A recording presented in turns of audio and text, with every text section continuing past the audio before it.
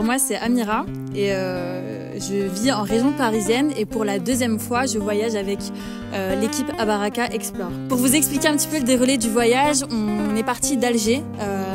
On a fait le voyage de Alger jusque Janet pour que l'équipe d'Abaraka puisse nous accueillir à ce moment-là. On est arrivé en 4x4 au point où on devait commencer le trek.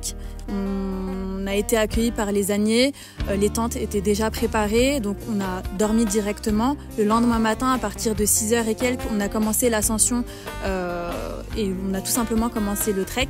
Donc c'est quand même quelque chose qui est assez physique. Je vous conseille quand même de vous préparer un minimum, commencer à faire des petites courses ou des petites marches de 15-20 km là où vous habitez, parce qu'il faut quand même avoir un petit peu de cardio. Donc c'est des marches qui se font sur 15-20 km par jour. Le premier jour est le plus compliqué parce qu'il va y avoir l'ascension, mais les autres jours sont plutôt faciles d'accès. On y voit un paysage vraiment incroyable et unique. Chaque jour, on se réveille et on dort bien évidemment dans des tentes. Le matin, on est accueilli par un petit déjeuner que l'équipe d'Abaraka nous a préparé. Donc on déjeune vraiment tranquillement. À partir de 8h du matin, on commence le trek. À midi, c'est vraiment des déjeuners assez simples, légers mais suffisamment consistants pour ne pas avoir faim toute la journée. Donc après le déjeuner, on a une petite pause de 1 heure, histoire de se reposer un petit peu, faire des petites siestes et passer un petit moment tous ensemble, histoire de discuter. À partir de 14h et quelques, on continue le trek jusqu'à 17h. Et à ce moment-là, on a le petit déjeuner, on prépare nos tentes, on discute tous ensemble, on fait des jeux et on apprend à connaître bien évidemment l'équipe d'Abaraka. Vers les coups de 19h, on dîne. Et c'est des repas pour le coup qui sont un petit peu, voire même beaucoup plus chauds, avec des soupes, de la viande, des plats en sauce, avec un dessert bien évidemment pour accompagner tout ça. Et pour passer un très très bon moment également, il y a une autre équipe qui est l'équipe des musiciens qui vient pour faire un petit concert et animer et apporter un petit peu plus de dynamisme, on va dire, à cette expérience-là. Ce que j'ai aimé aussi, c'est que durant tout ce séjour-là, on n'est bien évidemment pas seul.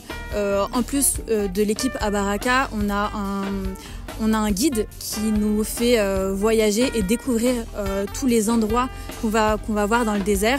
En plus de nous donner des explications sur les peintures rupestres et sur le paysage qu'on est en train de découvrir, fait bien évidemment attention à la sécurité. Il s'assure que tout le monde respecte les lieux dans un premier temps, évite de jeter des déchets, s'assure aussi qu'on ne se perde pas parce que c'est un endroit qui est, comme je vous l'ai dit, assez unique. Les paysages se ressemblent énormément, donc il fait vraiment attention à ce qu'on soit vraiment tous ensemble.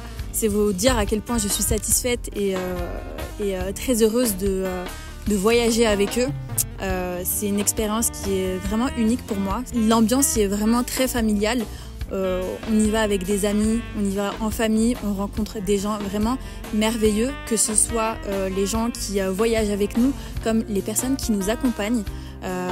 C'est des personnes qui sont vraiment très humaines, très respectueuses dans le partage, très généreuses et humaines.